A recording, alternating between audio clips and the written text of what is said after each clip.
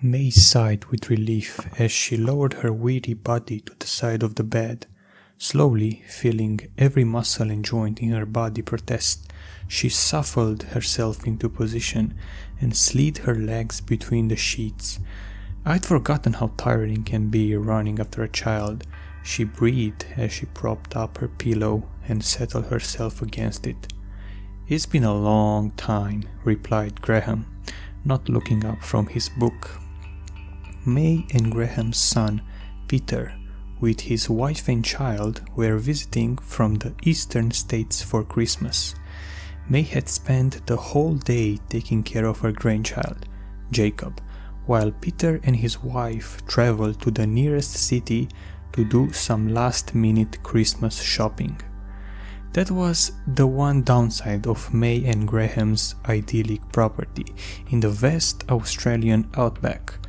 It was a half-hour drive to the nearest town, which had precious few amenities left, and to get any real shopping done, the only viable option was to travel to Mandurah, over 2 hours away.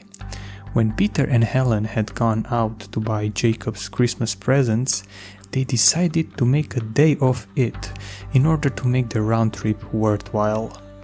Graham put his book down and took his glasses off. "I don't know why they left it so late," he grumbled. "It's Christmas Eve, it must be chaos out there." "They didn't want Jacob to find the presents," May reminded him. "He's getting to that age where he's curious and prone to snoop. It would be such a shame to ruin the magic when he's only 4 years old." May became misty-eyed as she remembered her son at that age. I'll never forget the wonder in Peter's eyes on Christmas morning when he woke up to a pillowcase full of presents from Santa. "That's one thing you haven't forgotten at least," Graham responded a little gruffly, but then he turned to May and smiled, squeezing her hand. "It's good to remember those days." The couple sat in companionable silence for some time, before May asked, "How did you manage to hide the Christmas gifts from Peter?" At this, Graham laughed. "Your mind is playing tricks on you again, love. You were the one who organized Peter's Christmas presents." May frowned. "No, that isn't right, is it? I bought Peter's Christmas present from us, but you arranged all the presents from Santa." Graham shook his head firmly. "No, that wasn't me." Confused, May sat and tried to concentrate on those memories, methodically going back to the years right up to Peter's first Christmas in 1985. A creeping sense of dread trickled through May's body. She was so sure she hadn't bought Peter's Christmas present herself, had no memory of placing them under the tree. But who did? Out here in the middle of nowhere, or near enough to, who else could have? As if reading her thoughts, Graham suggested, "Perhaps it was Santa Claus?" "Don't tease," snapped May, hating how thin and grumpy her voice sounded to her own ears. "I hate it when you tease." Graham just laughed softly. That feeling of dread settled firmly in May's chest, tugging at her heart. She suddenly felt that she couldn't possibly sleep. "I'm going to wait up for Peter," she announced. "Don't be like that," Graham cajoled. "You're just misremembering things again, that's all. Come back to bed." "What? No, that's not it," May lied. "I'm just worried about Peter and Eileen. I want to see that they get home safe." Graham grunted at this. "Alright then, love, just try not to wake me when you come back to bed. Early morning tomorrow." He rolled over and almost immediately began to snore. The tightness in May's chest loosened somewhat. May padded out to the living room in her fuzzy slippers. She stood there indecisively for a moment before creeping up to the room next to hers and Graham's and opening the door ever so carefully. The curtain in this room was open, and the moonlight streamed through, illuminating the form of her slumbering 4-year-old grandson. May smiled softly as she watched the steady rise and fall of Jacob's back as he lay belly first on the bed that used to be his father's. May's heart swelled with love and pride. She couldn't believe how much Jacob had grown. It seemed like only a moment ago he was a newborn. In fact, it didn't really seem like that long since Peter himself had been that age. The thought brought a tinge of sadness to her mood, and her smile faltered somewhat as she gently closed the door and moved back to the lounge room. Shuffling up to the sofa, May made sure to turn on the lamp rather than the room light, so as to not disturb Graham or Jacob. She settled into her usual spot, with a sound somewhere between a wheeze and a sigh. Why was it that she didn't seem to be able to do anything these days without an accompanying sound breaking forth, unintended and unwanted? How long had things been like this? When had she become old? May picked up the magazine that was sitting beside her, but almost immediately put it down again, listlessly. She cast her eyes around the room, and they settled on the Christmas tree, its little yellow lights twinkling merrily. The base of the tree was cluttered with wrapped gifts, and right up front, the center, was Jacob's still empty Santa sack that he had placed out with such excitement several hours ago before May settled him for bed. May thought again after her conversation with Graham a few minutes earlier. Perhaps my mind is sleeping, she mused unhappily. The rest of me seems to be anyway. As she thought this, May found herself starting to doze. Her dreams always began the same way, abstract and fragmented. Images and sounds flashed through her consciousness, so frantically that she was never able to grasp onto any other thing. Certainly not long enough to be able to remember when she awoke. Gradually, though, the dream seemed to choose its form and crystallize.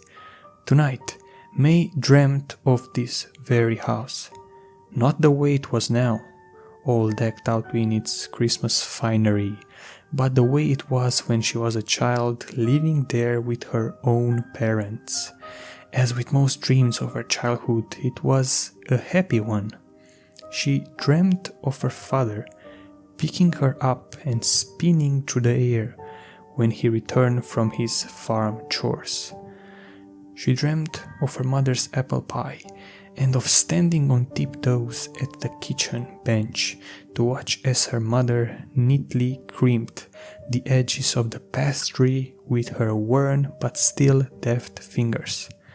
There were no siblings to dream of course, but there was a seemingly endless stream of cats, Snowball, Gretchen, Rugby, and all the others, each making a brief but touching appearance, all remembered fondly. She dreamed also of her dearest friend, who had once lived there too. Her happy friend with all his arms for hugging and his wrinkled, jolly face so big it seemed to fill up the entire room as he smiled and smiled and smiled. May awoke with a start and with one name on her lips. "Mr. Spindle," she whispered reverently. How long had it been since she had last thought of her old imaginary friend? She hadn't forgotten though, she realized with a kind of pride. He'd been waiting for her all this time at the very edge of her subconscious. She got up to make herself a cup of tea. The kitchen had changed since she was a child, but perhaps not as much as one might expect. The benches and cabinets were all the same, and although they had installed a new gas oven some 20 years ago or so, the old wood fire stove still occupied its place against the back wall. Sometimes, on cold winter days, they would light it to warm the place up.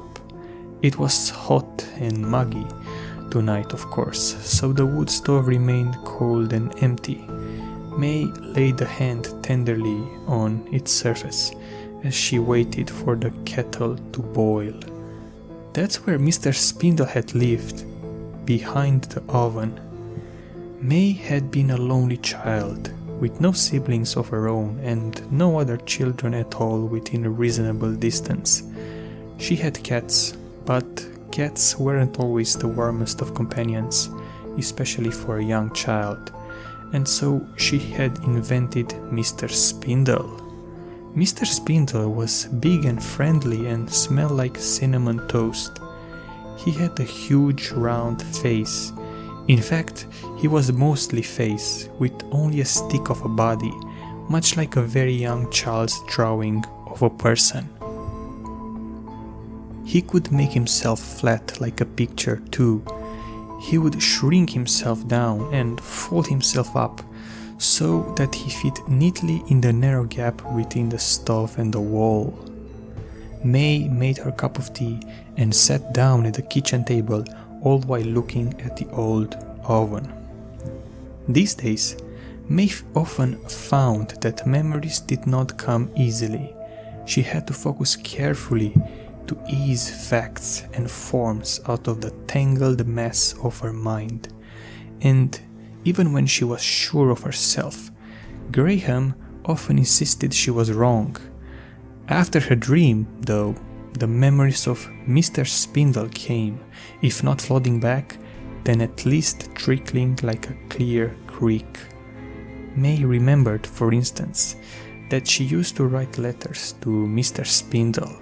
Well, perhaps write was generous, as she did not know how to read at the time, but she would scribble on bits of paper. When she was sure her mother wasn't looking, she would open up the door to the oven and slip the notes into the fire. Mr. Spindle would sometimes leave her gifts in return. She would reach behind the oven and find some gum nuts or scraps of paper bark, the shimmering feather of a satin bower bird. Sometimes there were even small toys, like dolls made from wooden clothes bags or a tiny teddy bear. May frowned a little at this memory. Where had the gifts come from? She could imagine putting the things from the garden there herself, even if she could not remember doing so. But what about the toys? It must have been her mother, she decided. Her mother must have noticed her playing around at the back of the stove and decided to join the game. This didn't feel quite right. Her mother had been a serious, tough-loving woman and not very playful. In fact, May had the sense that had her mother known that she was messing around the stove, she would have gotten a stern talking to. Could her mom really have been hiding a lighter side all along? It must have been her mother. Or perhaps it was the father? May sighed heavily. Perhaps she really was losing her memory. She tapped her fingernails absently upon the kitchen table, and gradually the tapping became a tune. May started to hum until eventually words came. Mr. Spindle is neat as a pin. He has a great big funny grin. Mr. Spindle lives behind the stove. He's very, very, very old. Mr. Spindle brings me gifts and toys. He does not even have a voice. Mr. Spindle is my dearest friend. He will be there with me at the end. May chuckled softly to herself.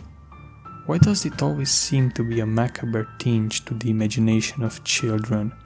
Were they even aware of it? Was she aware when she sang the made-up song happily to herself as a child? May looked at the kitchen clock as she drained the dregs of her tea. Past midnight, and still no sign of Peter and Eileen. She had waited up for 4 hours now, if you excuse the period when she had dozed off. Anxiety tugged at May's chest, but she chastised herself. He's a grown man, he can look after himself. She shuffled back into the lounge room and settled herself once more on the couch. May watched the lights on the tree as they flickered on and off from a series of repeating patterns. Despite the nap and the tea, she still felt drowsy. Her eyelids dropped and she hovered at the very precipice of sleep. A loud click startled May out of her dozy state. The door, she thought as she headed herself up to the couch. Finally! Peter had his own keys, of course, but May wanted to meet her son at the door. She was already smiling as she turned to the latch and swung open the wooden door. She was greeted, however, by nothing but the muggy summer night. May frowned and peered out into the darkness. No car, but she was so sure she heard them arriving. Disappointed and a little disoriented, May closed the door. As she turned to make her way back to the lounge room, she heard the clicking sound again, a little louder, and followed swiftly by a series of other clicks and taps. The sound was coming from inside, she realized. Something must have gotten in, May thought resignedly. Out here there were plenty of critters and creepy crawlies who did unfortunately have a way of making it into the house every now and then. Beside the Christmas tree, a broom was propped up to sweep away the stray needles. May grabbed it and, armed, headed off to try and track the source of the clicking. The hallway was empty, no clicking there. She opened her bedroom door, but the only noise she found there was Graham's soft snoring. May approached the sewing room, where Jacob was sleeping in his father's old bed. She decided against opening the door and instead pressed an ear to the thin wood and listened. Nothing. May let out a little huff of frustration and decided to give up and return to the lounge room. As she made her way back, she heard the noise again, coming from a little further up the hallway. The kitchen. May left the light out as she entered the kitchen. She didn't want whatever had broken into her house to scuttle off under the fridge before she had a chance to get at it. Besides, the 3 lights in the adjoining lounge room gave off sufficient, if inconsistent, lighting for her to make her way. May's eyes swept the room as she entered, running along the skirting boards, around the window frames, even across the ceiling. She sniffed and was met with a smell like slightly burned toast. Surely she hadn't left the toaster on? She looked at the kitchen bench and saw the toaster, inert and tucked away safely. May's heart began to pound as the smell intensified. Could it be a stroke? Is this really how it all happens? She could hear the clicking noise still, but it no longer held her attention. Frantically, her eyes flickered to the gas stove, also off, before finally alighting on the old wood-fired oven. May froze, Something familiar but impossible was creeping out of the space behind the oven. A number of limbs, too many, too long, and with too many joints, seemed to unfold out of the shadows. They clicked and creaked as they stretched further into the kitchen. Each limb ended in a kind of pincer, and each pincer held tight in its grip.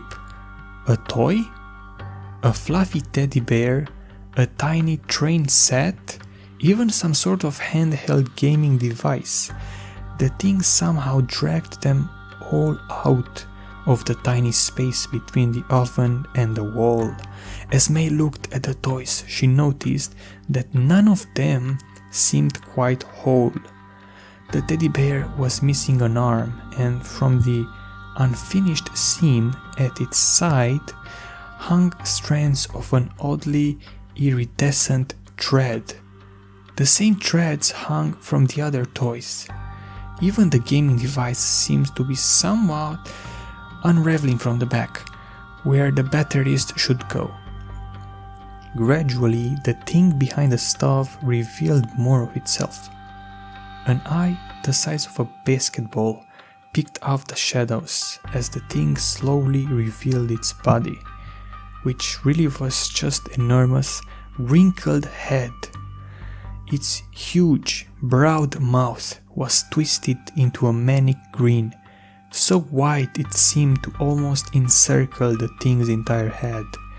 Its teeth chattered, and lips flapped in a parody of speech, but no sound came out, but for the click, click, click as the teeth met.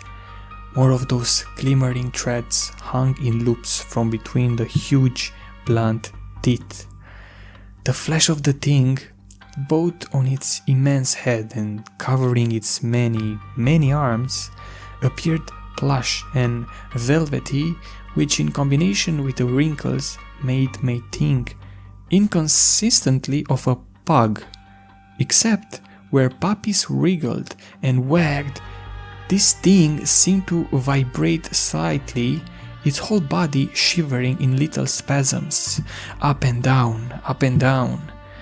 As the thing advanced, the burnt toast smell became stronger, undercut now with something sweet and spicy, like cinnamon donuts or gingerbread. May could taste the sticky combination at the back of her throat. Somewhere inside May, something broke as she clutched her chest. Ambivalence reigned in her racing heart. She was terrified, of course, but also strangely triumphant. Grasping, she fell to her knees, and in that moment realized two things with perfect clarity. Her memory was as sharp as it had always been, and there was no such thing as Santa Claus. But what she failed to remember in those horrifying moments is the last line in her poem, finally closing the prophecy: "He will be there with me at the end."